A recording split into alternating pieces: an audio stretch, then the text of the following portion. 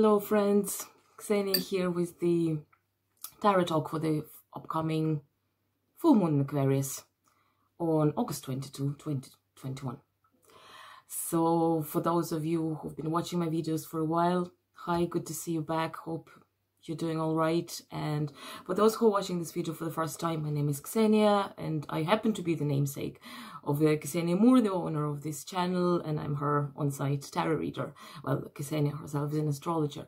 So we are here today to do the second reading for the full moon in Aquarius, because if you remember, we also already had one full moon in Aquarius. We are in the super rare occasion of the blue moon this month. So last full moon was also in Aquarius at the very first degrees, and this one is the second full moon in Aquarius at the latest degrees of Aquarius. If I'm not mistaken, the full moon would be happening at 29 degrees Aquarius, something around those lines.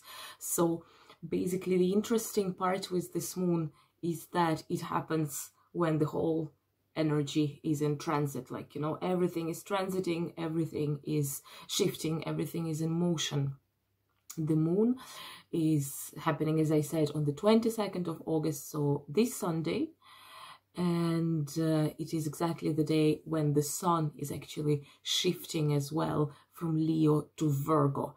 So the same day or night, I think that the difference is really, like, you know, it is within one day, a few hours in between. After the full moon, everything starts moving. So the moon itself moves into Pisces and the sun moves from Leo to Virgo. So everything starts shifting, everything starts kind of like, you know, it's the last glimpse of this particular event before everything moves in a totally new place. And this energy seems interesting to me because, you know, we are always discussing that with the lunations, we have basically two archetypes, two concepts we are working through. With the new moon, it is the time of the total darkness. It is, if you want, it's like a tabula rasa, you know, it's the clean piece of like paper, you know, clean piece of like desk or something, like, you know, clean slate. So on which, as it is believed, you can write your intentions, you can decide for what you'd like to achieve, you can think of, like, you know, certain shifts, certain changes that you would welcome in your life. While for the full moon, because the moon is at its highest point before it starts waning, that's usually the time of release. And I find this new moon is actually particularly appropriate for the big release, because it's kind of the final, it's like, you know, again, you know, if you've been watching my videos, you know that I use metaphors from the Bible very often, because I love the text. It doesn't mean that you need to be a believer or not. I find that gospel as such, the text is very, very metaphoric, very much full of symbols and beautiful for interpret. And there is this discussion, like, you know, of the last hour, always, like, you know, the last hour before something happens. And many of Christ's parables are based on this notion of the last hour, like the workers of the last hour, or like when the celebration of the resurrection in the future, like, you know, in the second advent is portrayed, let's say, as the mystery of the marriage, you know, those are the guests who come last. So it's always about this last hour as the, like, you know, final time when you can change things, because that's the final point of the concentration before something new starts, before, like, you know, things abruptly end and a totally new event is starting. So with this full moon in Aquarius, we are kind of in the last hour before the sun and the moon change signs. And this is what I find beautiful about this full moon. So it is this kind of last chance, you know, not last chance, because obviously, like, the moon is changing signs very quickly. Yeah, it needs to go through 12 signs within a month, but nonetheless, it is in the one given moment, it is this concentration of certain moment, and then and it is gone, like, you know, things shifted. So use your time wisely and use it with the, as I said, maybe with, like, you know, deeper consideration about what you'd like to be changed, about, like, where you are at this moment. And another thing is that Aquarius, especially from tarot perspective, yeah, the suit, the tarot suit, which would correspond to Aquarius, the swords. Swords is the suit of air, yes, so it corresponds to air signs. And the sword suit, it relates within our body to the realm of mentality, yeah, of thought forms, of concepts, of like, you know, kind of head as opposed to heart ruled by cups.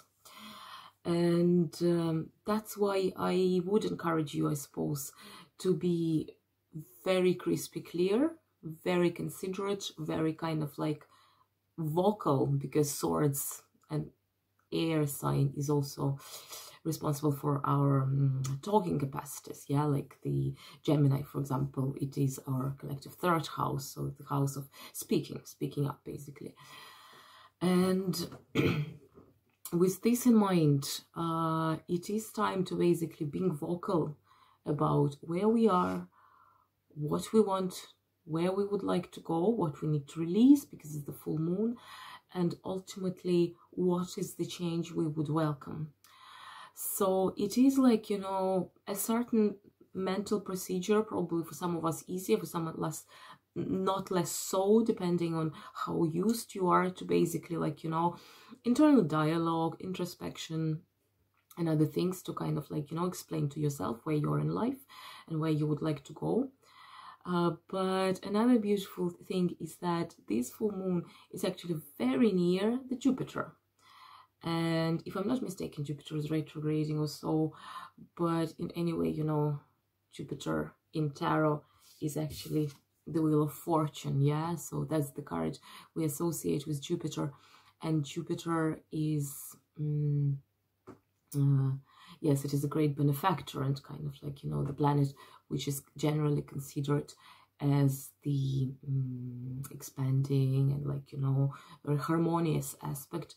But with the Wheel of Fortune, what I find even more appropriate, like, you know, as I always say, tarot gives us a kind of like newer, fresher perspective on astrological transits and like, you know, in general on the planetary system and how we interpret it. So the Wheel of Fortune is technically the card of shift. So the shift can be pretty much anything. It can be a shift towards like, you know, challenge. It can be a shift towards like more harmony and more blissful states, and which is kind of implied because the Wheel of Fortune, yes, so it is something about fortunate events to come your way, but nonetheless it is a wheel which is rotating, so it is constantly shifting. And when we look at the symbolism of the wheel as such, yeah, you know that samsara is a wheel, like in Buddhism, yeah, so the whole idea of our deaths and rebirth cycle, yeah, it is actually not a positive idea at all. It's just that samsara is regarded as a trap, yeah, so we are like hamsters within this wheel and we can't escape it, and that's like, you know, hence Buddha comes, and basically the whole, like, you know, the whole path of Buddhism, the Dharma, it is about how to liberate yourself from this wheel, you know. So okay, maybe more like, you know, negative and kind of, how to say, very specific to Buddhism thoughts aside, what I wanted to say is that the idea of the wheel is that it never stops. Like, you know, the wheel as an archetype, it is constant shift. It is the wheel which is in constant rotation, yeah, because the world never stops and our life never stops. So it opposes the idea of stagnation, which I find beautiful, because I don't know whether you would agree with me or not, but I find the change, even to a more challenging situation, better than stagnation. Because even like, you know, when we deal with challenges, that's how, like, you know, we feel that we are alive. We deal with like things, we learn how to deal with new things, we acquire new, how to say, we acquire new skills, basically, like, you know, to deal with different situations. And so ultimately, like, you know, challenging situation, they help us better understand ourselves, I suppose, and very often even come to a better place. So Jupiter for me even adds up. Jupiter, not through astrology, but through the tarot symbolism, it adds to to the situation of shift. Yeah, so like, let me just sum it up. So like the night, the day, like, you know, same day as the full moon.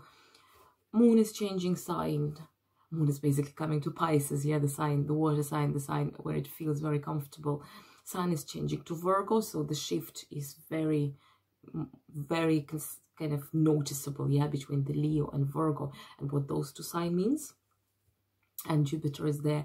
Jupiter as the, like, you know, embodiment, epitome of the eternal rotation of the cosmic wheel, yeah, because like the in general, like, you know, in ancient times, like, you know, which survived up to, like, you know, like for example Dante's description of heaven and hell, you know, this idea of a circle, that there are, like, you know, of sphere, that like it's heaven has 7 spheres, hell has also a few spheres, like it depends really, like 7, 9.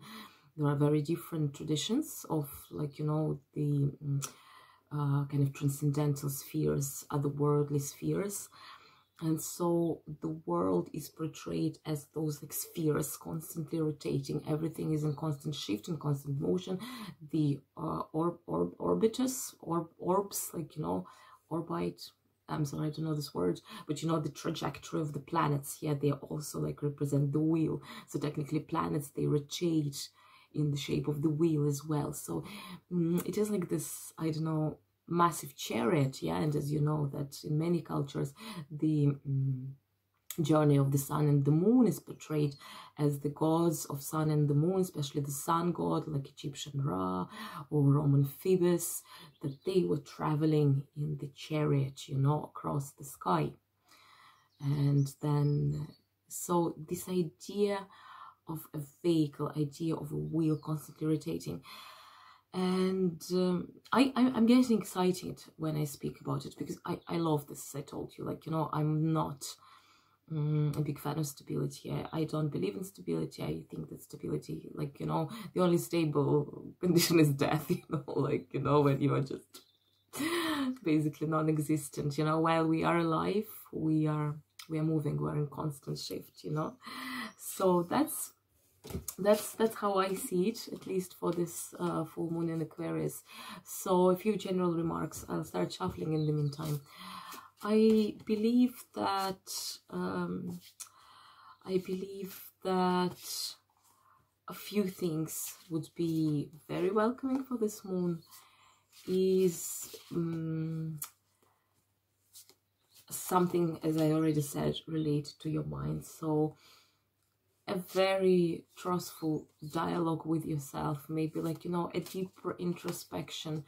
If you work with psychotherapists or, like, you know, any sort of like alternative counseling and stuff, it is a good, I suppose, way to kind of like go into more verbal practices, like, you know, write down something or start journaling, or, like, you know, think, like, you know, to get the clarity of the spot where you are, absolutely implying the spot where you would like to shift, you know, because even the Jupiter is retrograde, it is kind of like about expansion, and frankly, I find that it is time to pronounce, at least for yourself, like, you know, where you would like to move, what are the absolutely crucial things you'd like to release and you'd like to embrace, like the things that you would like to go to, like, you know, to find. And to feel that the wheel is rotating, especially if you feel stuck, especially if you feel like stuck, or that things were not going anywhere for you recently. Sometimes we cannot feel the rotation of the wheel. Sometimes it is like, you know, just the, you remember, to be honest, like with physics, I was so bad. I didn't understand anything.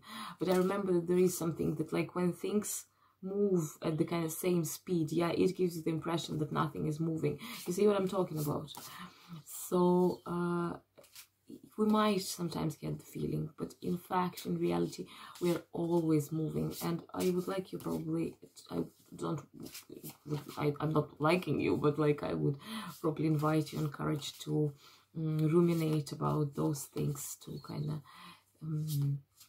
to see what is shifting, what is changing, and what are the things you would like to shift, because it is this full moon, like I would say, its keyword, it's like, you know, a big transition, something like this. Probably I would call the video, I don't know, something, big transition or something. I don't know, that sounds good in English? I don't think so. It sounds kind of clumsy, all right, isn't it? But yeah, but in general, that's just a beautiful moon, I think, to think about the symbolism of the wheel and of the sphere and of the circle, you know, and of the perfection of the wheel and of the endlessness of the trajectory of the wheel, yeah, of the round kind of sphere.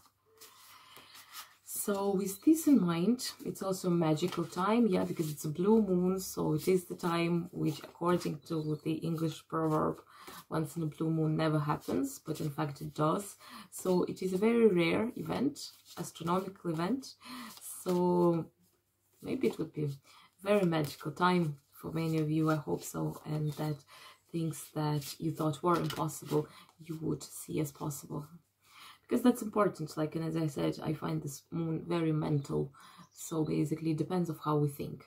When we stop thinking of impossible things as impossible, when we start considering impossible things as possible, as actually quite easy, like, you know, or why not, then, like, you know, we can achieve much more, I suppose, than what we ever thought we were able to.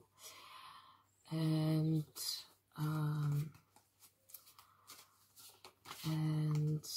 in general, just remember that your brain and your mentality is a very powerful tool. That, like, you know, if you change the way you think, you change things. You're capable of much more. So let's do our 3 cards as always. So we start with Aquarius, yeah. So Aquarius, for you, it is happening in the 1st house. In the 1st house, and it is your 2nd moon. So yeah, you got great cards, obviously, because as I said before, if you haven't watched the introduction, go watch it, because it was about Aquarius after all. So the moon is very close to Jupiter, yeah, which is considered a very benefactory planet. So of course you got the sun. The sun starts shining on you, Aquarius. Princess of Cups, that's more harmony within, and 7 of Swords. 7 of Swords is very much about release or changing ways of doing things. So with the full moon happening at the last degrees of your sign and pretty much in conjunction with Jupiter, you got the sun. The sun is in general a very comfortable card. Like, you know, sun is probably a very straightforward card. I don't find that sun has much to say, like, you know, about it. Sun is technically warmth, light, love, bliss, comfort. Like, you know, imagine you're chilling on the beach with a cocktail in your hand, like, you know, kind of sun is the rays of the sun penetrating your body, you know, you're very warm, you're so absolutely like gorgeous and sun-kissed and so on.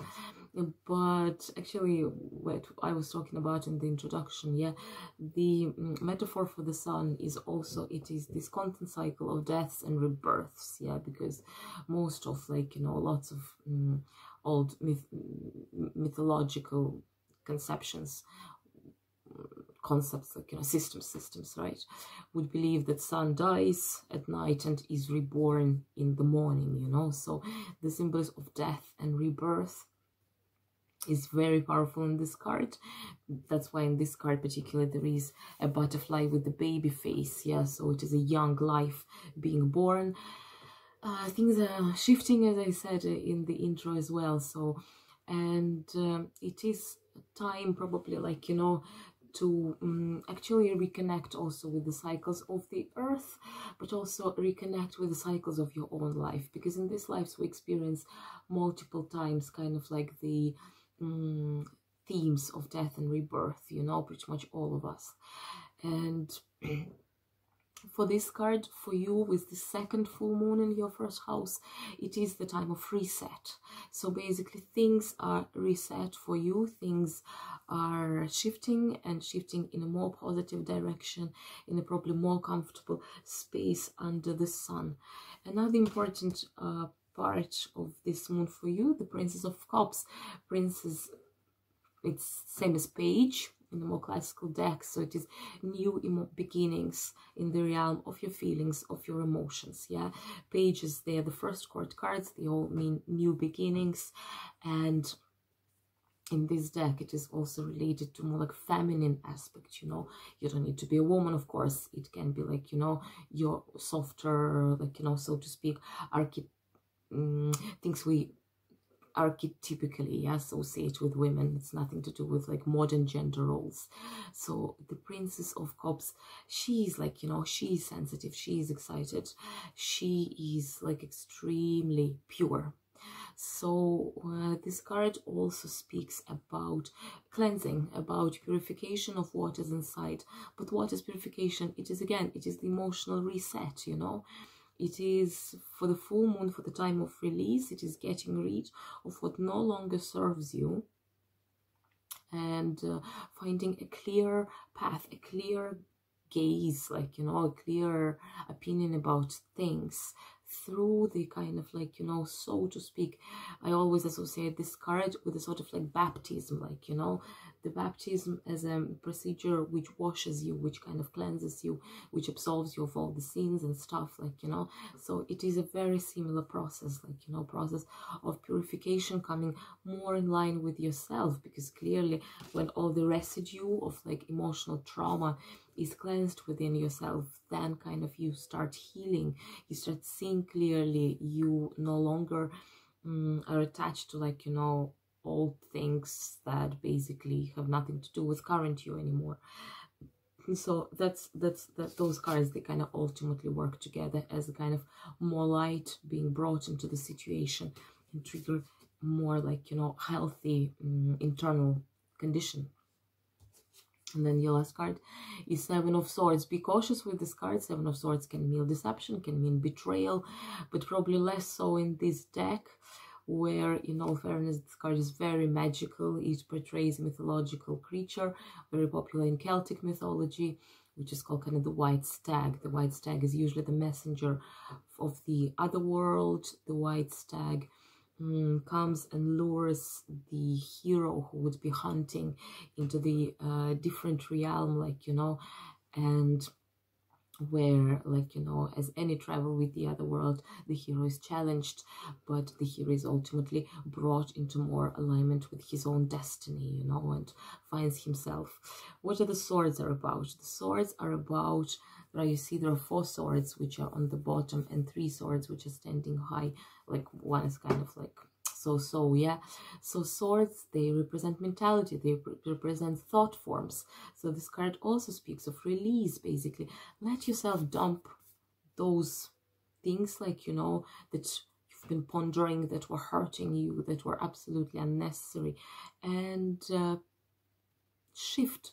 Yeah, the topic of this moon is shift. Shift your focus to something else, like, you know, shift your focus to something you did not consider. That's also a kind of originality, of thinking out of the box, or doing things in a new way, of like adopting non-standard decisions. So so again, like, you know, when you change the way you think of things, when you change your perspective, that's when it starts shifting for you as well. That's when you get into a new way, like, you know, a new way of doing things, and ultimately getting to this Princess of Cups state, like, you know, which is pure, which is more in line with who you are, and allows you for the new start to unfold. Okay, next one is Pisces. Sorry. Pisces, for you, the moon is happening in your 12th house. actually just the same day the moon is shifting to Pisces. The moon is shifting to your first house. So for you, it is like, you know, this situation when, yeah, oh, here you go, yeah, 6 of Swords, yeah, that's release basically. 8 of Wands, very active time, and Queen of Pentacles. Yeah, so basically, like, you know, with the lunation, or pretty much any transition being in your 12th house, sorry, took have taken some water.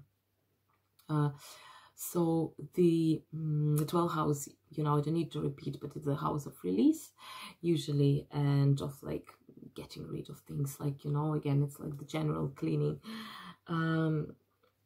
So, but for you even more so, especially during this day, because basically after the full moon happens in a few hours, it shifts to the 0 degrees of Pisces, you know. And so with this regard, I'm not surprised you got 6 of Swords. Yeah, look, just look at the image of this card. 6 of Swords is basically about transition. 6 of Swords is about shift, and all this full moon about shift. I really recommend everyone to go and watch introduction. It's not that long, but it is like, you know, just to emphasize how shifting everything is. Like, you know, everything is in motion during this full moon, like, you know, because everything is changing signs pretty much straight after the full moon time. And 6 of Swords, it has a body, it has a sleeping man, usually it has a woman and a baby in the boat going through the body of water. So clearly they're leaving something on the shore, and they're embarking upon a new journey. In this card, because the man is sleeping, but also you can see he's all covered. We can also think of the burial rites, you know, of many indigenous people, or like, you know, many cultures, that the transit from this world to the other world would be portrayed as a river, you know, as the, you know, in Greek mythology, the Charon, you know, the Styx river, or like, you know, in many other, like basically the archetype of crossing the river, or the crossing the water body, is to go from the shore of this life to the shore of the afterlife. What does this imply? It doesn't, this card can imply very practical things. It can mean moving, it can mean relocation, it can mean the change of your basically life situation, basically shifting somewhere, like, you know, shifting from your current job, from your current relationship. But this can also mean internal shifts, the shift of a soul, you know. The soul is seeking for the outlet to try to be in a new state. And so it can be purely spiritual shift. And like with this deck, with this one, because it implies that this man is kind of like shifting to the afterlife, to the other world, it very much implies also the internal shift.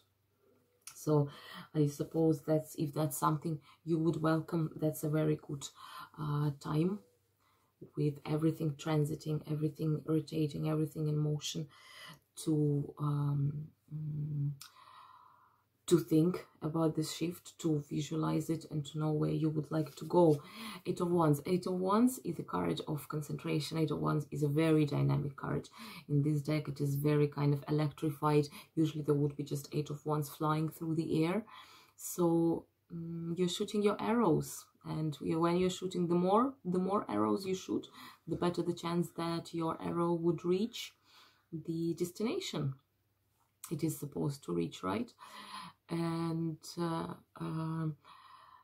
time is charged for you, so make a mental effort, make a creative effort, because once it's a fiery suit, it's a suit of creativity, and be active. It's time for you to be active, to actively seek what you want, to actively seek the change. And ultimately that will bring you great results. Jupiter is a big player during this moon, and Queen of Pentacles, she's the queen of material comfort, of material bliss. She's Virgo, Capricorn, or Taurus. So she's the queen of stability. She's the queen of material gains, you know, of physical beauty. She's because Taurus is ruled by Venus. She's very much along the lines of Venus, so physical beauty, physical pleasure, and art and pleasure for the senses, you know, very sensual queen. So this moon has a potential, I suppose, when you decide to shift and you start being proactive, this moon does have a potential to kind of help you get to the point of the Queen of Pentacles. So to bring you actually material changes, not, as I said, not only spiritual, but this is all tied, because the moment we change inside, we very often change on the kind of exterior, yeah, so we can change the way we look, like, you know, we can change our style or so, and we can also through this trigger a very noticeable changes in our life situation, you know, in pretty much our life situation as well. Next one is Aries. Yeah, Aries, for you, Aquarius is your 11th house. 11th house is related to social networking and friends and all your social circles. So let's see what's in store for you. Just if you haven't watched the intro, the full moon is happening at the last degrees of Aquarius. It's our second full moon in this side. Our last full moon was also in Aquarius, and so it is the so-called blue moon, you know. Let's see. So you got Two of Wands. Two of Wands, very new beginning card. You got the Hermit. Hermit is Virgo, and you got Five of Cups. The moon, I will just briefly mention, is pretty much conjunct Jupiter. Jupiter is retrograding, so there is this push and pull of internal expansion then external expansion, and, like, you know, how the way we think of things trigger physical changes in our life as well. Two of Wands actually is one of those cards, like, you know, two is one of the first cards of the suit. Two of Wands is basically opening new horizons. With the full moon, especially, as I said, it's all shifting, it's all transiting, like all the sun and the moon straight after the full moon, they change signs. So everything is in motion, like the heavenly bodies are on the way, on the road. Two of Wands is essentially the card of starting a new road. It's the card of journey, it's the card of travel. It can actually imply that a travel, maybe like not that distant travel, is very welcome, like, you know, if that's something you're planning, maybe for holidays or so. But speaking more abstractly, more spiritually, Two of Wands is the card of embarking upon a new journey. It doesn't need to be a big journey. It can be, like, you know, a new way of doing something, a new way of, like, you know, doing all things even. But if it is a totally new journey, like a new job or a new relationship, that can also be the indicator. But in any way, like, you know, see what is initializing, what is new, because Two of Wands is a very nice card, like, you know, it's a positive card. It is about you feeling like Columbus, you know, so you are embarking upon the adventure. You are to explore new lands, you are to see what's there, you are to see beyond. And Wands give you the necessary energy for this. Wands is due to fire, you're a fire sign, so it is like, you know, it is very much in your element, you know. So be proactive and actively seek, like, you know, be curious, like, you know, be like explorer, Dora the Explorer sort of thing, for you to see the new path in which you can go and explore and use yourself. And then you got the Hermit. Yeah, the Hermit is a Virgo card, and actually straight after the full moon, Sun is shifting into Virgo, you know. Virgo is your 6th house, so, like, you know, maybe this card came as a attention, like, you know, as a symbol to seek for more organization in your life. Because when everything is shifting and constant change, and if you want to explore, it's good to have a grasp of what you already have, what is your starting point. So like, you know, sort of like arrangement or classification of things might be in place.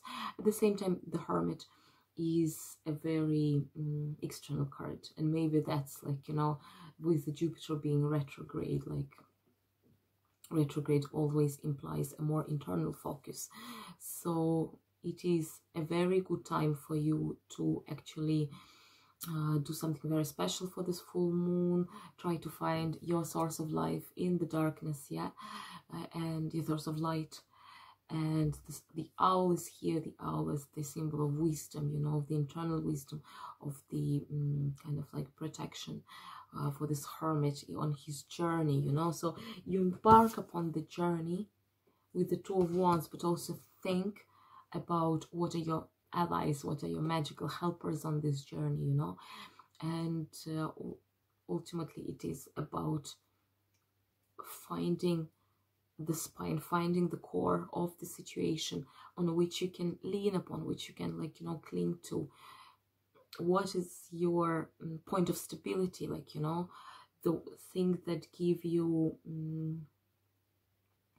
yeah, that basically give you a stable point within you when everything else is shifting, you know, because things are shifting pretty much for all of us, but like for you with the Two of Wands even more so.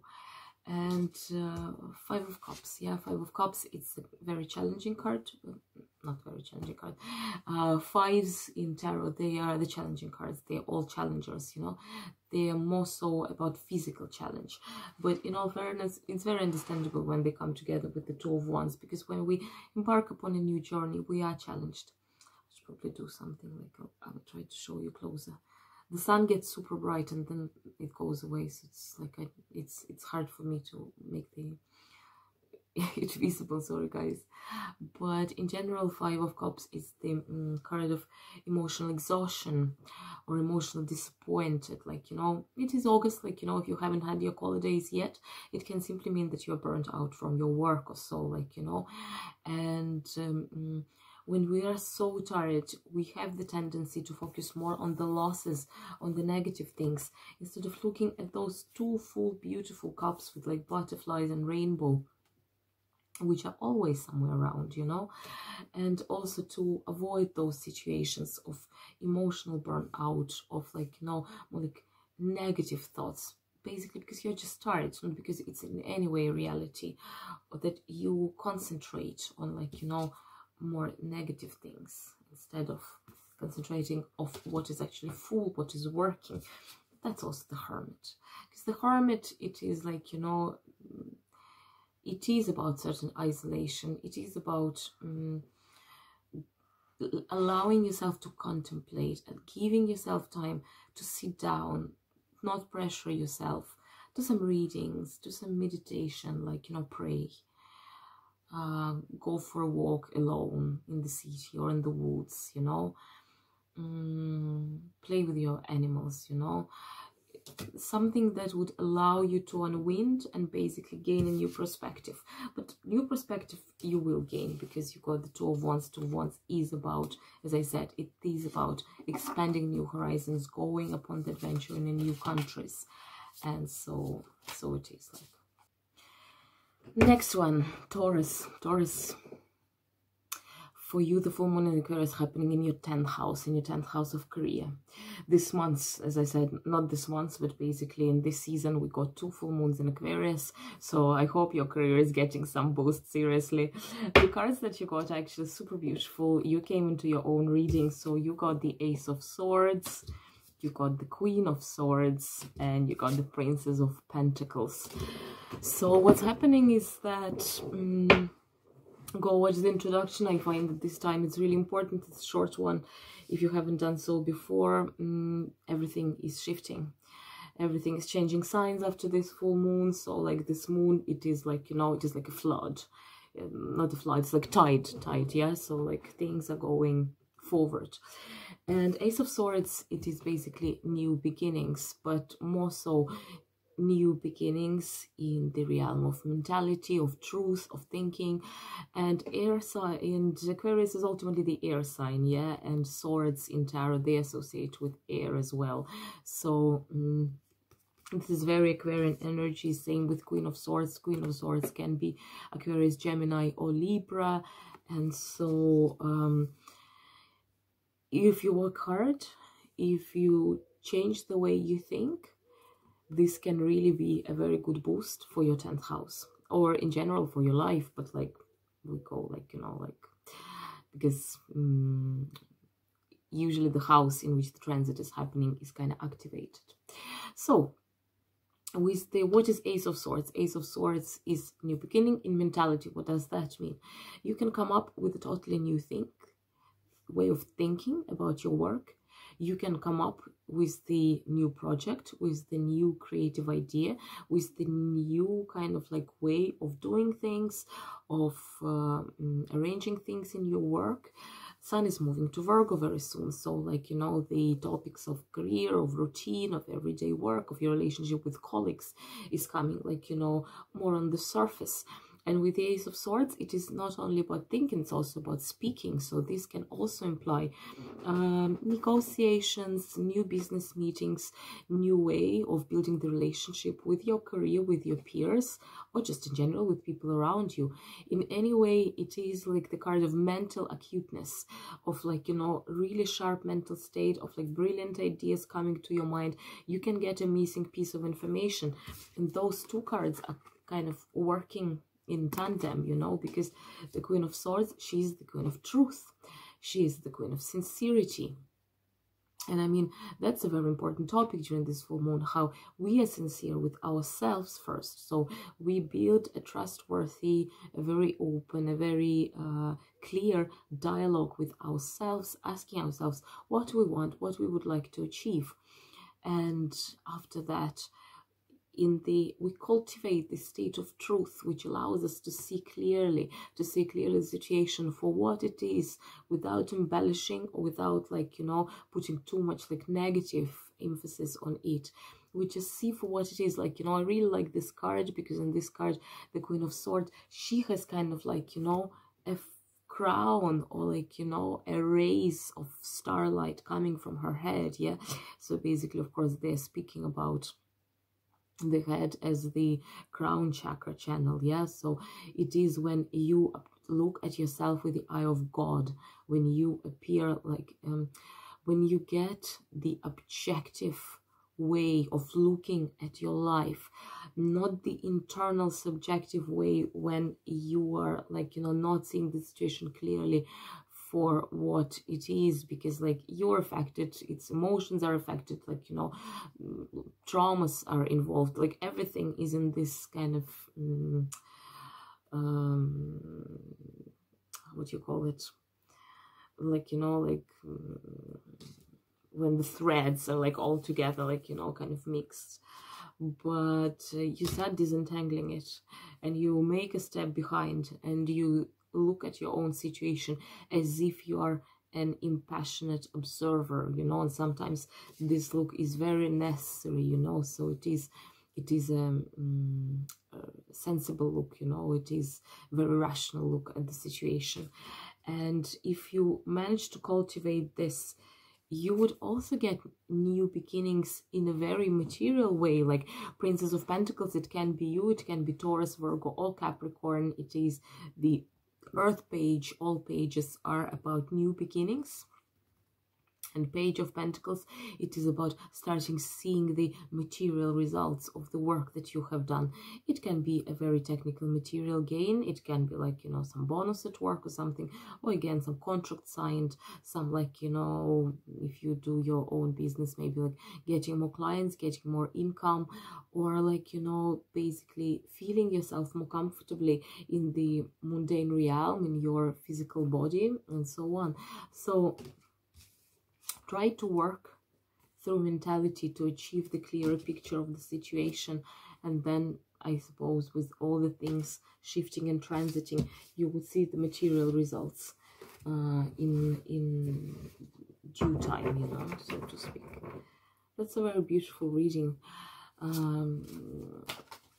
Yeah, and with the full moon being very close to retrograding Jupiter, it is in general, it is a nice moon. It is like, you know, it is a positive moon, it is a loving moon. So it is about expansion. It is about, like, you know, reaching your peak as well, reaching the peaks of your energy.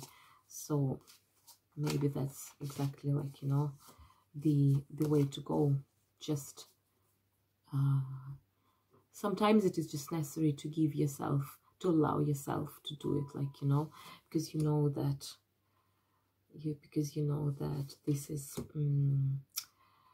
you can do it. It's just sometimes the question of allowing yourself to actually do it. Next one is Gemini. Gemini, for you, it is your 9th house. Oh, you gave it your own reading. How sweet.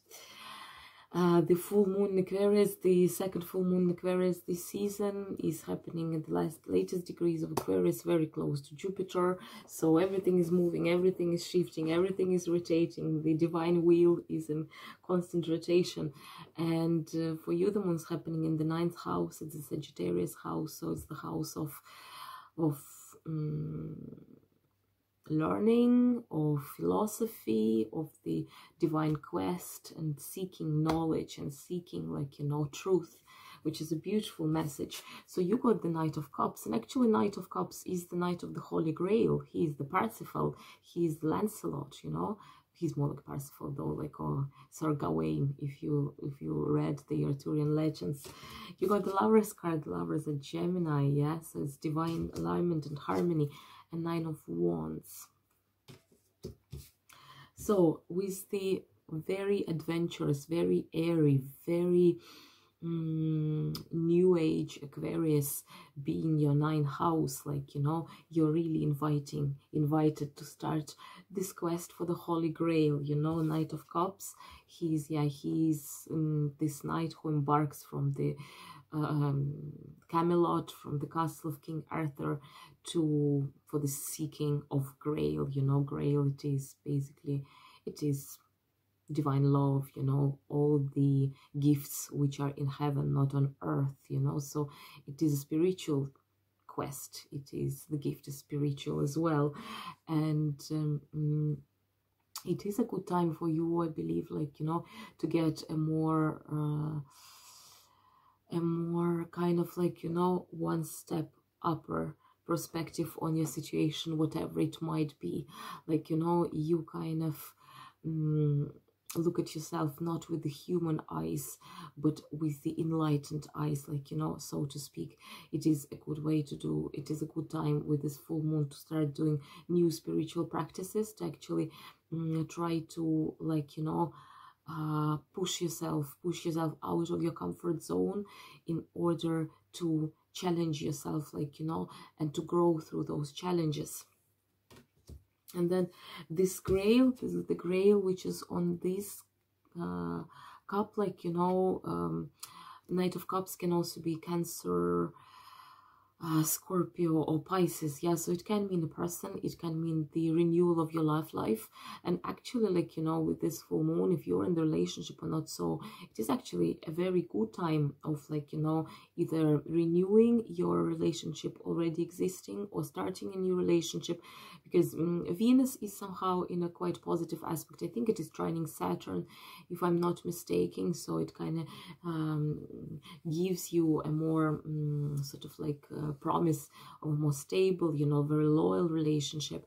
And Jupiter is very close to the full moon, so again, like, you know, it is very beneficial energy to actually deal with the love life and reach some alignment with it. And actually you also got the Lovers card, and this Holy Grail here, it is repeated, you know, so it is already found, the couple has found it.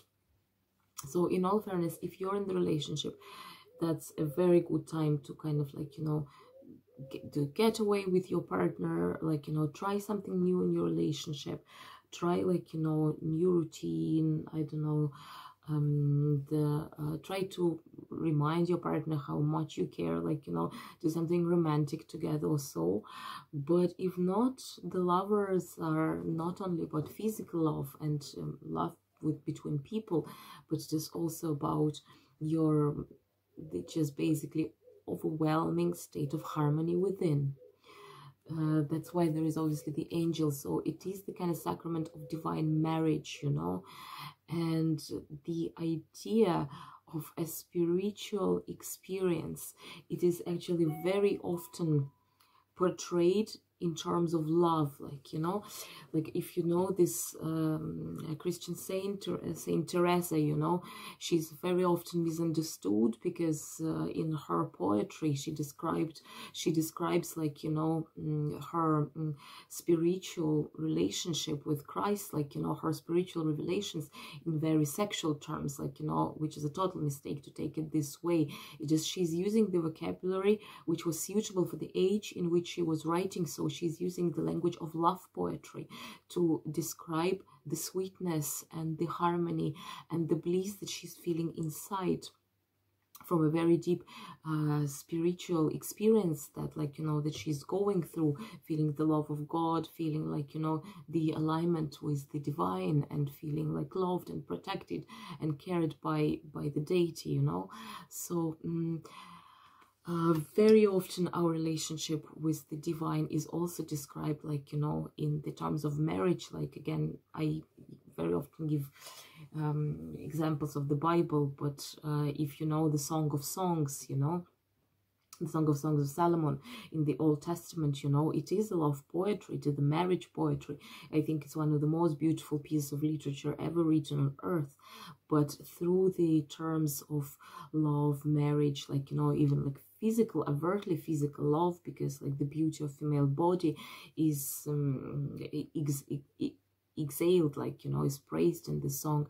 It is actually very often considered as the beauty of the spiritual life, you know. So your relationship with the world, your relationship of state of harmony with the world, it is also, like, you know, the joy that the newlyweds are getting. You see what I'm talking about? So like your soul is so much in love with life, with the world, with God, with the fact that you were born on this earth, that it gives you this kind of like almost physical pleasure, you know what I mean?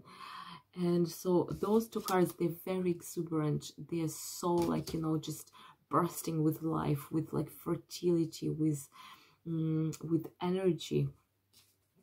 And the second card that you got, it is the Nine of Wands. And Nine of Wands, it is a weary warrior, so to speak, like, you know, it is the very late, one of the latest cards of Swords, and so of Wands, excuse me. And so it is already when you've gone through all the path and you're very tired. So what this might mean is that if you're feeling low, if you're so tired, actually this moon with this boost from Venus and from Jupiter can give you the natural alignment, because this card is also about balance, you know. There is black and white, there is sun and moon, you know. Try to balance yourself and cleanse yourself through it, and then through this you can embark on a new journey and reach ultimately the condition of love within yourself, like, you know, whether it is directed to a different person or this is just the condition of being in harmony with the world. Because you see the symbolism of duality is very prominent in your cards, with black and white, sun and moon, male and female, you know. So all the contradictions are balanced. And Lovers in tarot, it is the card which we associate with Gemini, you know, with the divine siblings, with the divine husband and wife, you know, who are brother and sister as well. Boy, Jesus, everything. And and so I can only wish you to reach this potential, so to speak. Next one is Cancer. Cancer for you, Aquarius, is your 8th house. Yes, so it is your 8th house, and 8th house is the house of Scorpio. So it is the house of hidden things. It is the house of the occult. It is the house of darker practices, of alter ego, of working with your shadow, and of life and death experience. So let's see what you got. You got Queen of Wands. So Queen of Wands is Leo, Aries, or Sag. You got 8 of Wands, so Cancer, you're on fire. And you also got 7 of Cups. For me, how it reads, especially in the occult house, I'll start from the end, yeah? 7 of Cups is the card of choice, of multiple opportunities, and of the choices arising in front of you. Usually there would be 7 of Cups, each filled with different feeling, you know, so it would be love and, like, you know, adventure and this and this and this, and it is up to you what road you're gonna choose. When the choices occur, the idea is to make the choice, you know. The American poet Sylvia Plath, you know, in one of her, if I'm not mistaken, I don't really remember, it's either in one of her poems or in her diary, she has those things, you know, because she was clinically depressed. And she said that I just see those opportunities arising in front of me, and they're like ripe fruit. But because I don't pluck them, I just see them rotting, like, and falling from the tree, you know.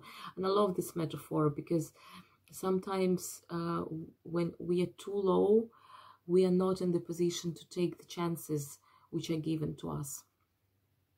We are presented with lots of opportunities. In fact, we make choices every day, and we make choices daily, and we make lots of choices. Yes, there are choices, tea or coffee, you know, but there are also more crucial choices, or maybe even minor choices, which can have like larger repercussions. And so 7 of Cups is about being alert. And this moon is about clarity because it is air sign, so it is mental sign, and it is a very shifting, like, you know, full moon, with all the sun and the moon changing signs straight after the full moon. So opportunities arise, so you need to raise your energy to be in the position to distinguish good opportunity from bad opportunity and grasp your chance. And you get 2 fiery cards. So Queen of Wands. Queen of Wands is not what we typically associate with Cancer. Queen of Wands is fiery, she's sunny, she is very bold, like, you know, she's sassy, as I always say. She is, like, you know, bigger than life. She's Sagittarius, or yes, she's selfish and adventurous. But please remember that being selfish, it is the healthiest state in which you can be. You always think of yourself first. And no, it is not about being selfish in what people imply it is. It is about being healthy. You think about your well-being first, and you deal with your troubles first, and you sort yourself first. Others come second. That's just how it is. It's a very healthy, I believe, way of thinking, because if you forget about yourself and you start sorting things of other people, you will not help you. You will not forgive other people. And Cancer has in itself this kind of very altruistic, like, you know, very motherly nature, and very often the inability to say no and, like, you know, sacrifice yourself for the needs of the others. So no, that's your time to change this paradigm. So think of yourself first, do what needs to be done for yourself. Try your options. Like 8 of Wands, it is 8 arrows which you shoot, and you don't know which one would reach the final destination. You know, you see that here it is, like, you know, the darts, yeah, that's the bull's eye, and there are like electric lightnings flying to it. It is a very charged, it is a very dynamic card. Do what you need to cultivate this state of feeling charged, energetic, like, you know, passionate, fiery about your goals. And with this in mind, pick your options wisely, and do not think about the others. They have their own brains. They will think for themselves, you know. Think about yourself, what needs to be done for you. And especially if it is a Scorpio house. You know, Scorpio is a darker archetype, and Scorpio is a more egoistic archetype. Scorpio as such is about ego, you know. When someone disturbs him, he poisons. And sometimes it is a necessary approach, because you can't be good to everyone, you know. You can't be good to everyone. You need to go where you need to go, and sometimes the only way is to stand your ground, be very proud, and be very, like, you know, kind of like no is no, yes and yes. And imagine that you're a fiery furnace inside, so you're burning the fuel, you're burning bright, and you're going full speed where you need to go. So next one is Leo. Leo, for you Aquarius, it is your 7th house. 7th house is your house of partnership. So with all the things transiting, with all these things shifting in Aquarius, because the sun and the moon are changing signs straight after this full moon, so maybe it is a big moment to kind of like, you know, get some shift and get some get something different, like, you know, get something how to say, before the sun moves to Virgo from your sign. It is your kind of like concentrated, very essential last hour to change something, to make a choice, like, you know, to see what you'd like to see, like. So you also got 8 of Wands. Somehow so many cards got, so many signs, I think already 3 signs got 8 of Wands. But you know why? Go watch the introduction. Because everything is shifting, everything is moving. And 8 of Wands is one of the most visual cards, which actually represents physical movement. Because, you know, usually it would be 8 Wands flying through the air. It's the card, and maybe Chariot as well, like, you know, major kind of. It's the card which represents as nothing, moving, like, you know, flying through the air, incredible speed, shifts, transitus, you know. So that's what it is. So 8 of Wands, like, you know, Wands is the fire suit, it is your suit. It is always an alert to stay active, not to give up, to keep trying, like, you know, especially, like, I don't know if it's related or not to your 7th house, or maybe more generally to your life, but with the 7th house, like, you know, if the relationship is not working, keep trying, like, you know, keep trying. And you have this fire inside, so just keep shooting those arrows, even by chances of like pure statistics. One of them needs to hit the ball, and then like the goal, like, you know. And then it just came to my mind, I met one of my very close Turkish friends yesterday, and we were talking, you know, in Turkish there is this word, magic word, the kismet, you know. Kismet, it is destiny in Turkish, but specifically relating to the destiny in relationships, you know, kind of when you're doomed to meet someone, like, you know, it is kind of like match made in heaven, kind of like. So that you know, and it was very cool talk, like, you know, that sometimes we put pressure on ourselves that, oh, like, you know, I need to get a relationship, I need to get myself sorted. Sometimes our relatives, which is the totally different topic on which I become a berserk, when relatives, or not even relatives, doctors, taxi drivers start, like, you know, putting the nose in your business and start like, oh, when are you getting married? When are you bringing grandchildren? Like, you know, and so on. Kismet is your universal reply, you know. It's not something that depends on you. I don't believe that that's something that we can really control, like, you know, if you want something real. So you keep trying, you keep doing your best. That's all you can do. When it is really going to happen, we don't know. It is Kismet, it is destiny, like, you know, it is a fated event, so you can't really predict it. And this fated topic is continued with your next card. You got the Death card. Death is Scorpio, Death is Pluto, you know. So maybe actually with in terms of relationship, in terms of your 7th house matters, especially because everything is transiting, sun is transiting, like, you know, everything is at the latest degrees, you know, and latest degrees, so to speak, they are associated with the release, and full moon associated with the release. So do some release in this area, do some shadow work, allow yourself to experience, like, you know, to let old love stories, old, like, you know, untied kind of like, I don't know, not clear stories, allow them to die out, allow them to, like, you know, just peacefully die out, and then cleanse them and get rid of them.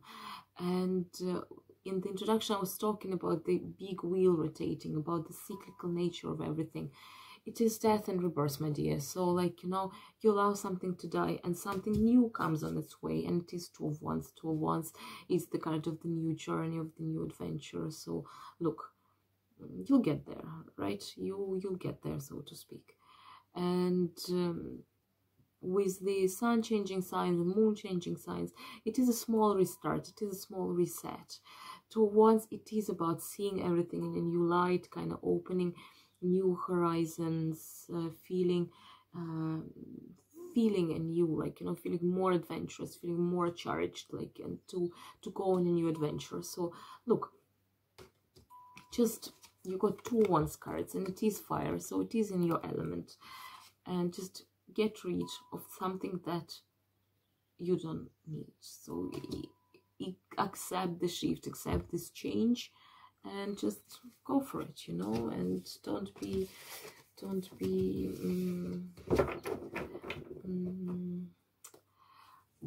give up, pretty much, like, you know, don't give up.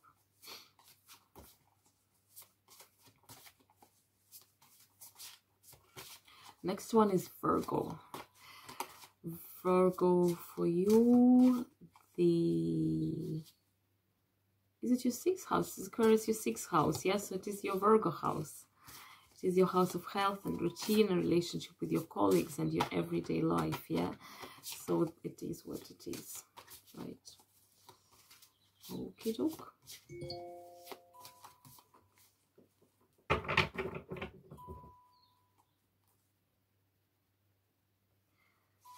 So let's see. Virgo, like, pretty much after the time of the full moon. Oh, cool. Oh, Jesus Christ, oh, for fuck's sake. Okay. You got 3 major arcana. How cool is that?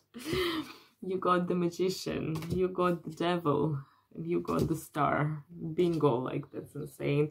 Virgo, you're on a ball. So everything is changing, and everything is changing into your direction. So it is your time, yeah? Next time we will be doing the reading for new moon and Virgo. Virgos who are Virgo sun, your happy birthday is arriving, so you will be having solar return soon. So of course, like, energies are bubbling around you right now.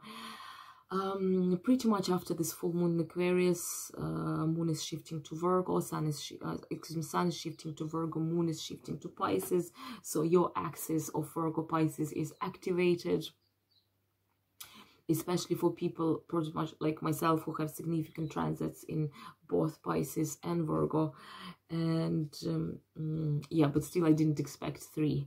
Look, Virgos, let's make it a big full moon. Let's, I don't know, write things, create things, like, you know, think of things for us to happen. I don't know, like, magic is on the way. The first one is Magician, you know. So number 1, Magician is your personality, Magician is your 1st house, number 1, yeah, especially for Virgo risings like myself. So it is time to remember who you are, to reconnect with yourself, and to repronounce to yourself the magic mantra, I can do it, you know. So you can in fact do it, like, you know. It is a time for any sort of magical practices, of actually try to think of the things you'd like to achieve, try to be really persistent in what you'd like to achieve, and remember that you have all tools for achieving it. The Magician, it's also like one of those very internally oriented cards. Magician, it's all about me, about my goals, about what can I achieve through my magic, you know. And it is number one in numerology. It is myself, yeah, it is ego, it is your persona, it is your career, you know. So if not, I think that you would feel much better very soon. You would feel much more reassured, much more confident in yourself. And look around, see what are the devices you have. Spiritual devices, material kind of like devices, social device. I don't, device probably not the word, how would you say, tools, skills, like, I don't know, basically the apparatus, like, you know, what the Magician has, like, you know, magical elixirs, it has magic wand, it has here, like, you know, like pentacle, like, you know, magic amulets, you know. So see in the real life, what are your assets, what can allow you to move forward. Make a kind of like classification of those and think how can you use, like, you know, the things that you have, your skills, your talents, what you've learned, people that you know, for your own benefit. Probably, like, you know, with the magician, there is always this unexpected element of magic, of like clicking your fingers and miracle is happening. So I really hope for the miracle to happen, for maybe to help coming, like, you know, from the side where you didn't expect it, for you just to keep progressing, to keep moving forward, to keep shifting more in the direction where you would need to shift. And there is also the Devil card. Devil card is your fellow Capricorn, you know, and the Devil card, yes, it can mean trap. It can mean not seeing clearly things, you know, it's kind of classical meaning of the devil. So beware of this, beware of falling into the traps of pride, of egoism, of abusing other people for your own benefit. That's kind of the darker side of the magician, yeah, when magician becomes the dark magician, like, you know, like in Lord of the Rings, like Saruman, you know, he was a good magician, he was the friend of Gandalf, and then he turned to, like, you know, on the side of Mordor, he became an evil magician, you know. So with the feeling magic inside of you, there is always this kind of darker side to it. So please be sure you control it. You don't abuse other people, you don't abuse your own talents and skills, you don't entrap yourself, you don't become a slave to your inferior desires of power, of money, like, you know, of worldly success. But take this card more as a sign of liberation, because especially in this deck, the Devil card has lots of signs for liberating. So there is a Harlequin. I don't know if you can see her. She's like, you know, she's not man and a woman. There is a snake here. There is also the wolf here. There is a Capricorn here, Capricorn sign here, the full moon, yeah. So it is things reaching its peak, and the creature taking shape in the divine dance, you know, the dance of life, in the state of the flow, and the wolf. Those are all very liberating symbols, like, you know. So it is your time to break free, you know, it is your time to shift, to this transit, to reinvent yourself, to repossess your shape, to reinvent the shape that you want, ultimately, like, you know. What house for you is Capricorn? It is your 5th house. Capricorn is your 5th house, yeah, the card of Capricorn. 5th house is the house of self-expression, of creativity, of, like, you know, showing yourself to the world, of not being afraid to channel your talents, like, you know, your gifts, of being create, like, you know, bring something new to the world. That's what magician is doing. Magician is an ultimate creator. He's the demiurge. He's bringing new things into the world. So absolutely beautiful message. And then the cherry on top, the star. Star is Aquarius, and star is the most beautiful tarot card, in my opinion, the most spiritual, the most aligned, the divine maiden. And actually the star, it's always the maiden with the star. So again, although it means Aquarius, the iconography of the card is very similar to how we portray Virgo, yeah, a maiden with, like, you know, lush nature with the stars around her. So it is a very fertile time. It is a fertile time for thoughts, for projects, for, like, creating the future that you want to yourself. It is your time. It is September. It is time to gather the harvest. And the star, it is all things beautiful. It is harmony. It is divine protection. It is serenity, serendipity, feeling in the flow, feeling faithful, feeling trusting, feeling that you're on the right path. It is the ultimate alignment. So beautiful, beautiful message, Virgo. All I can say, you know, I shuffle. I don't know which cards are gonna come, but it was absolutely beautiful. So it's like a happy birthday gift for those Virgos who are Virgo sun, isn't it? So we continue our marathon for the full moon in Aquarius on August 22. The next one is Libra. Libra, for you, the full moon, it is happening in your 5th house. And the 5th house is the very beautiful house. Yeah, I mean, I'm very biased towards this house. I think it's a beautiful house. It is the house of, you know, of romance, of children as well, but in children in wider terms, as a sort of like any creation you can bring into this world. So basically of your creative projects as well, of your self-expression, of your art, and of all things beautiful. So let's see what is the card message for you. Oh, how nice. Okay, you got King of Wands, you got Queen of Cups, and you got the Devil. The Devil's Capricorn. So let's have a look. Usually when the couple comes, especially in the 5th house, in the house of romance, Gemini also got a similar message, to be honest, related to love. And I wonder, is it because you are air signs? Yeah, because it's the 2nd full moon in Aquarius, so the air energy is very pronounced, very vocal during the 2nd full moon in Aquarius in this season. And so the moon is very close to Jupiter, and Jupiter is expanding everything, and Jupiter is a great benefactor. Venus is boosted by the trine to Saturn, which speaks about, like, you know, stable love relationship, loyalty, like, you know, very, very kind of like nice things for love life. And everything is in transit, like, you know, if you haven't watched the introduction, I'll briefly mention that basically straight after the full moon, the sun and the moon are changing signs. Yeah, so they're transiting to the next signs. So it is a very concentrated air energy before things move. Basically, as we speak, everything is moving to a totally new position in the sky.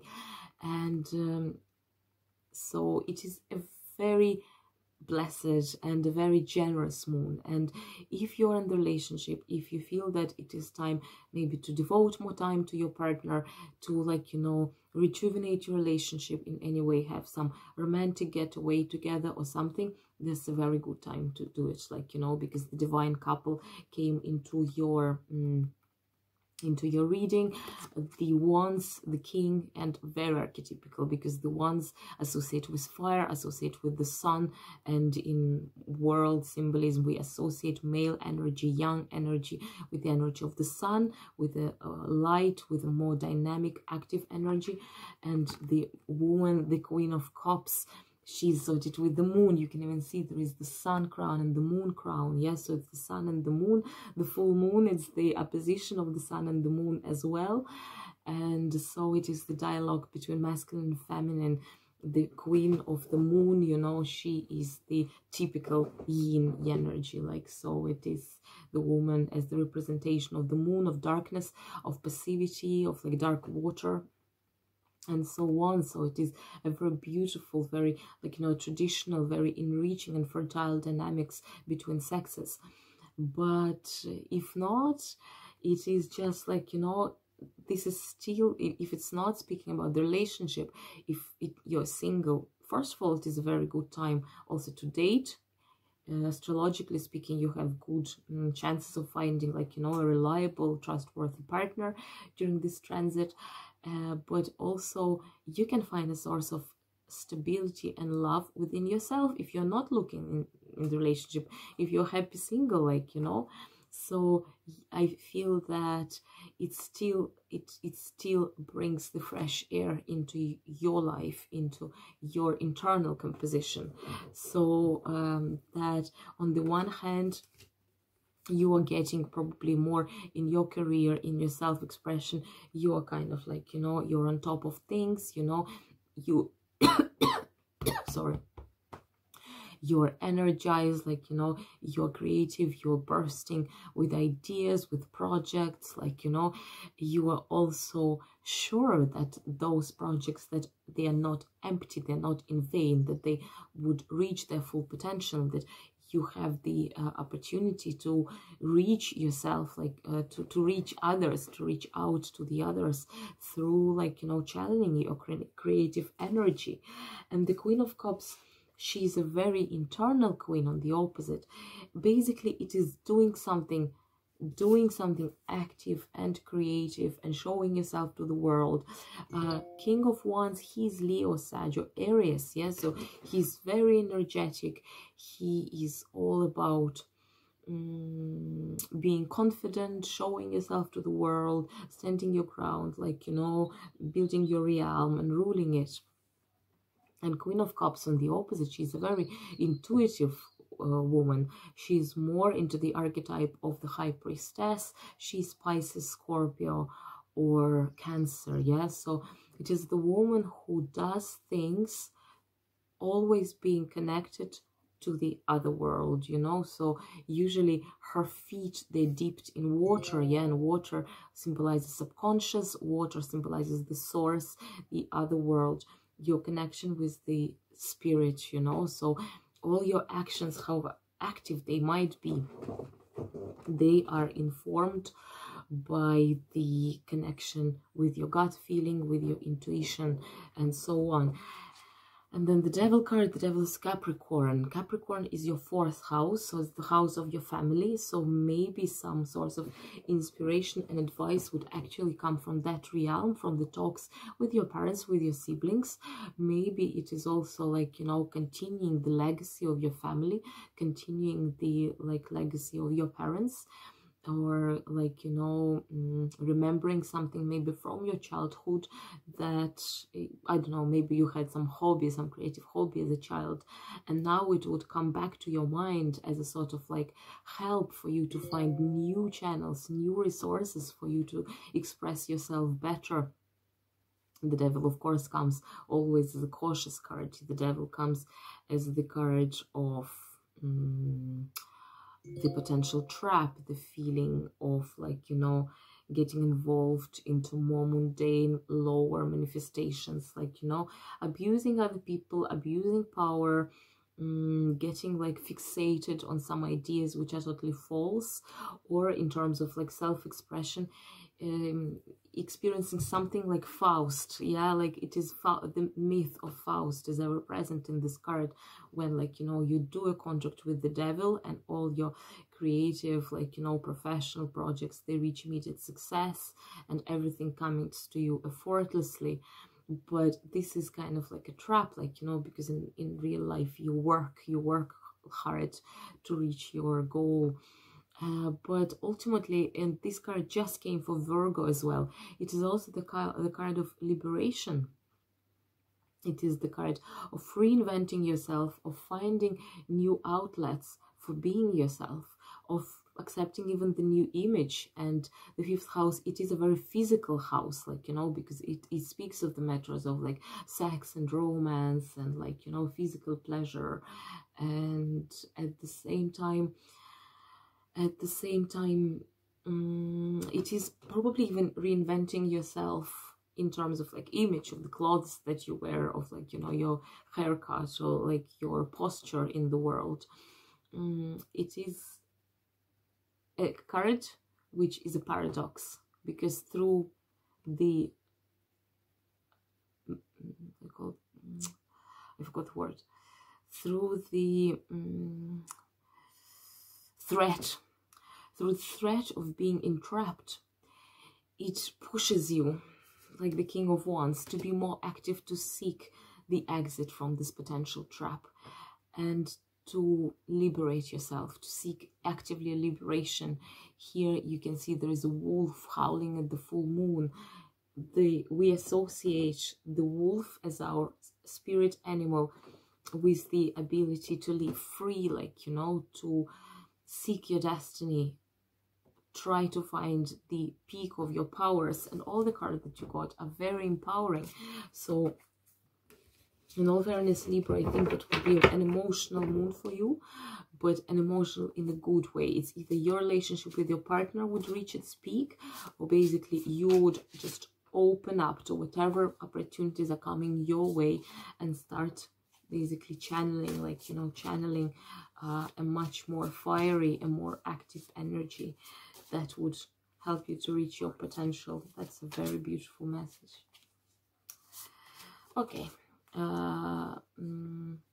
Next one is Scorpio. Scorpio, for you, Aquarius, it's your 4th house. It is your house of siblings, of family legacy, of your parents, of your family, of your house, of your physical home. And it is the 2nd full moon in Aquarius this season. It is the so-called full moon, when the impossible becomes possible. And let me see. What is the card message for you? you got Ace of Swords, new beginnings, Four of Cups, very meditative states, and Two of Pentacles. Two of Pentacles also new beginnings, new material beginnings. So with Aquarius, if you haven't watched the introduction, I'll briefly repeat that straight after this full moon, Sun and the moon are changing signs. So in my opinion, it is a very dynamic moon. It is the moon which symbolizes transit, which is here to repeat us about the shifts, about moving into a new direction. And Ace of Swords is of course the new beginning. So we shift and we start something new. We start writing a new page of our life from a clear new kind of sheet of paper.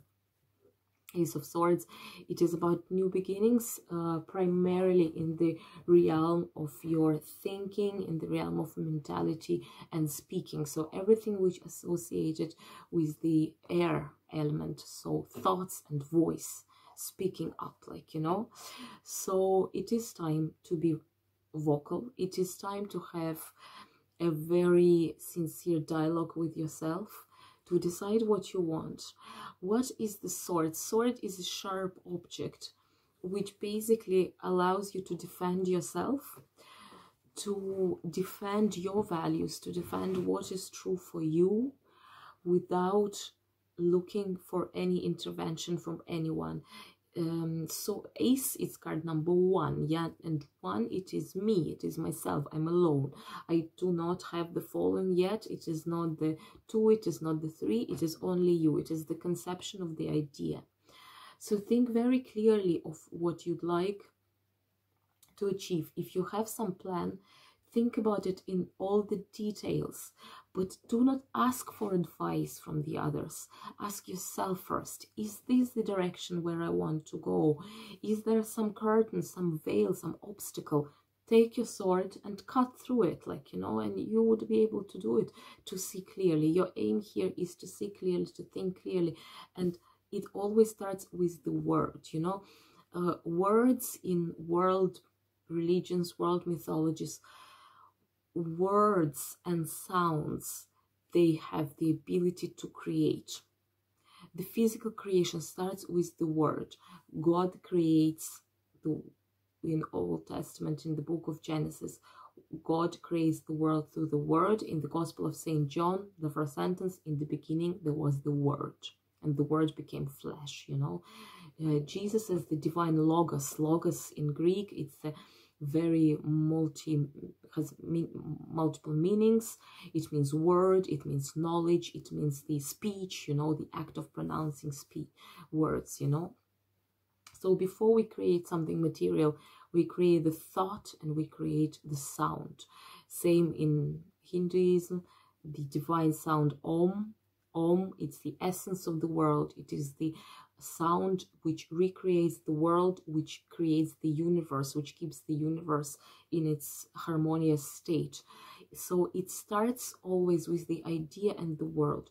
If you say yes to your project, then you can do it. So it is just like, you know, it is a little bit of a mental exercise to realize where you would like to go, and that, yes, I can do it, I can achieve it. When you give yourself this thoughtful, verbal allowance first, not material, purely allowance in your thought to be who you want, to go in the direction you've chosen for yourself, then you can do it. Four of Cups, it's a very quiet card. It's a card of meditation, basically going inside and asking yourself. The full moon is happening in your 4th house, and if those are the questions related to home, probably to relocation, to, like, you know, where you want your physical home to be, it is time to think of those issues, like, you know. For this, again, this card, you see, it's very visual. There is a woman, she's very deeply inside, her gaze is turned downwards, she's just sitting like this, she's looking inside, she's meditating, she's looking for the answers within. All of your cards, they are very self-contained, you know. It's not about taking help yet, it is more about building this trustful dialogue with yourself. And then Two of Pentacles, new beginning in material world. That's exactly what I thought. In the beginning there was word, and this word became flesh. the word has an ability to create material things, material realm that we want to ourselves. Two of Pentacles, you embark upon a new journey in the material world. You plant your seeds, and Two of Swords, you start thinking the first shoots appearing, like, you know, it starts growing through you, and it brings result in the material world. So so very spiritual, very self-contained. Yeah, so kind of your focus is on yourself, Scorpio, and but do not worry, it will bring your material results. It would result in something tangible, in the tangible shift in your situation. Next one is Sag. Sag, for you, Aquarius, it is your 3rd house. It is actually your house of words, your house of speaking, of finding your true words, of finding, like, you know, the finding room for dialogue, finding time for self-promotion, finding room for speaking up. So let's see what's in store for you, my dear. King of Swords, Knight of Swords, Temperance. 2 swords, and then you came into your own reading. Temperance is a tarot card for Sagittarius. King of Swords is Aquarius, Libra, or Gemini, you know. So it is your full moon in Aquarius, and 3rd house is the Gemini house, and Knight of Swords is same. So it can be Gemini, Aquarius, or Libra. You got super duper like charge of air energy. What are those for? King of Swords, he is the most rational. Yeah, so swords is the element of air. That's why it corresponds to air signs. And swords is the element of air. It represents to mental realms, to mental states. King of Swords, he's the king. He's the most rational king. He's the most just king.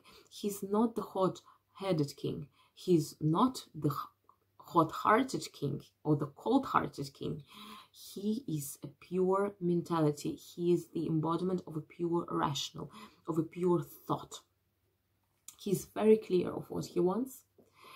He is very vocal about what he wants. Knight of Swords, he's the swiftest of all the swords, because of all the knights, because all the knights, they're riding horses.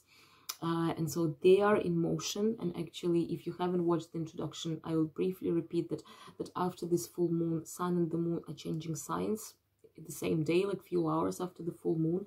So this moon is all about shifting, about transit. That's how I interpret it anyway. And the speedy change is on the way. The piece of information that probably would allow you to reconsider your situation, to rethink your situation.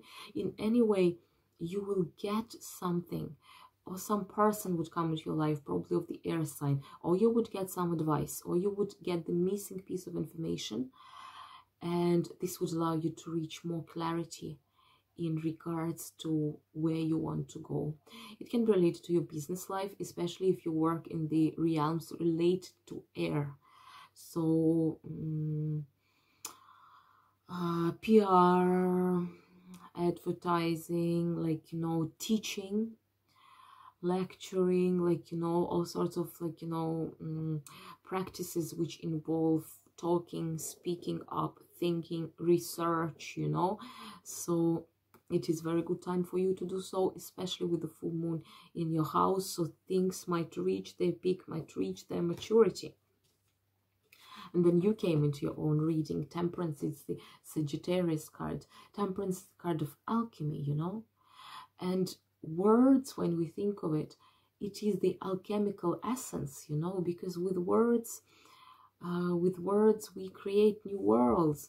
Words, you know, that it's not a coincidence that we have, it's both came from Greek, if I'm not mistaken, text, yeah, like the written text, and textile, like the fabric, because we do the text by weaving words together, same as we weave threads when we weave, when we how we call it, like when we weave the fabric.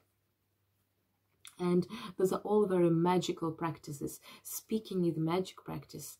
Writing is a magic practice. And those are very useful skills, like, you know, the skills of thinking, of critical thinking, especially in the world right now where you get all those information on the internet. We live with information constantly triggering us, constantly changing. We have so many fakes on the internet. So it requires clarity, it requires critical thinking, very powerful mental abilities to be able to distinguish false from truth, you know, and find your way for it. And this is what temperance is. Temperance is a card of alchemy, of alchemical process, of, again, changing reality through mixing substances. But with the temperance, there is always this idea of not speeding up things. Let the thing unvolve in the natural pace. Things are shifting, things are naturally in motion, but do not speed it up. Accept the natural rhythm of your life, accept the pace at which your life is right now. Try to learn through it. Third house, the house of learning as well. Try to learn through it. Try to think very clearly what is the lesson, what is the mental lesson for your growth this situation is bringing your way. And just no emotions is really involved in your cards. All your cards are very sensible, very rational, very zen, if I may say so. So zen is your message for this full moon. And so, last but not least, Capricorn. Capricorn, for you, Aquarius, is your second house.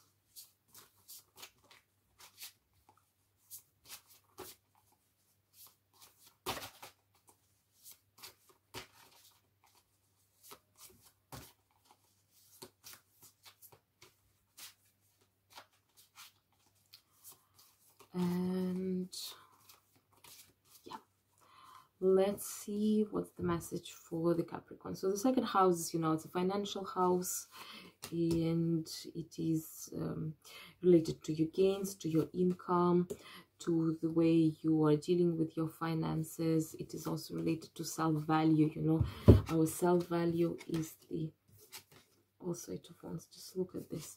You got the Hierophant. The Hierophant is Taurus. You got Eight of Wands. I think you're the 5th sign which got Eight of Wands. It's insane. And the Three of Swords. So the Hierophant, it's Taurus, yeah. So to be honest, maybe some abundance is coming your way. Some, like, because things are shifting. And if you haven't watched the introduction, I'll just briefly repeat yet again for the last time, because you're the last sign we're doing, that Sun and the Moon are changing signs straight after this full moon, because they are in the last degrees, the 29 degrees of Aquarius and Leo. So the Sun is moving to Virgo, to your fellow earth sign, and you got the Taurus, yeah. So the earth energy would be kind of boosted, obviously, very soon. And the Hierophant, he's the Taurus, so it's the sign of abundance, of material gain, of financial stability, of material stability. The Hierophant is also about hierarchies. So hierarchies might start playing an important role for you. You might shift to a new position within the hierarchy of your company or so. You might also, like, you know, want to build... maybe this material gain would come through your kind of rejuvenation and the shift in your relationship with the person who are higher than you, with your director, with your mentor, with your teacher, you know, because the Hierophant, he's also the Pope, he's the High Priest, you know, so within the hierarchy of the religious system, he's the top. So it is about the leading roles. It is always also as the reminder to... invitation to learn more, to acquire new skills, to try to kind of, like, you know, usually through talks with more experienced, with more, like, you know, wise people around you. So and this is like learning and, like, you know, acquiring new skills. It is a not material asset which allows you ultimately to boost your material situation as well. So it is a very practical card. It is, of course, Taurus, so it is a very practical card. and but it is a card with a good promise. So seek actively of how you might expand this, like, you know, higher learning, of how you might consult your peers, consult, I don't know, your advisors, some, like, you know, get a clear understanding of your situation, because Aquarius is the air sign, so it's a sign of mental clarity. How you can achieve this mental clarity? Through working with the others, through getting expertise from more experienced colleagues and peers. And then you got the Eight of Wands, and Eight of Wands is the 8 flying arrows, you know, so it's kind of, it's the most speedy, it's the kind of tarot card, the card, which represents motion and transing and shift. Things are shifting for all of us during this moon, and aim for the impossible. Be bold, think boldly about what you want to achieve, and keep trying. It is a card of persistence. It is a super fiery card. It is like, you know, when you keep throwing the darts into this, like, you know, into this, what you call the kind of darts desk, I'm sorry, I don't know the word for it, trying to hit the bullseye, you know, and those are like lightnings which kind of fly straight to the heart, you know, so you get into the heart of the matter. And because those two are so practical and so energized and so kind of business oriented, and so also mundane, because, like, you know, speaking of Taurus, Taurus is also very down to earth, you know, it is what needs to be done here and now. Do not allow your losses, or, like, you know, your lower manifestation to get the hold of you. Three of Swords is the card of loss, is the card of sorrow, of heartbreak, but in all fairness, it has a big promise to it. It speaks of the purifying potential of tears. That's loss is the condition for the new gain, because when things want to always rebalance themselves. Balance is seeking to be reinstalled. So when you lost something wants to come and take this empty place. So do not blind yourself with crying and closing your eyes, like this woman does. When she closes her eyes, she cannot see that, like, you know, there are 2 angels next to her. There is a flower, like, you know. It is about new beauty and new life being born from the place which used to be empty. So it is a sorrowful card, but it's also a very promising card. So if you're going through the period of sorrow or loss, do not worry, it will not stay with you forever. New things would grow from this kind of like grave where your tears are falling down. So it is time for you to just start being active, not to look at the lost side, but seek for help, seek for mentorship, and acquire new skills which would allow you to reach like the success. And things are shifting, so nothing remains stagnant ever. The wheel is rotating, and so it is, and may it be so. So that was our reading for all the 12 signs. As always, like, comment, subscribe if you liked it. Please leave the comment. I'll read all of them. I'm super grateful for them. If you can, please do the timestamps for your sign if you have time, and if you would like, you know, find your sign quick enough. And with this, I'm wishing you a very good moon, and I hope you will have a very transformative, a very shifting, a very productive time during this full moon in Aquarius. And I'll see you in the Virgo season. Bye.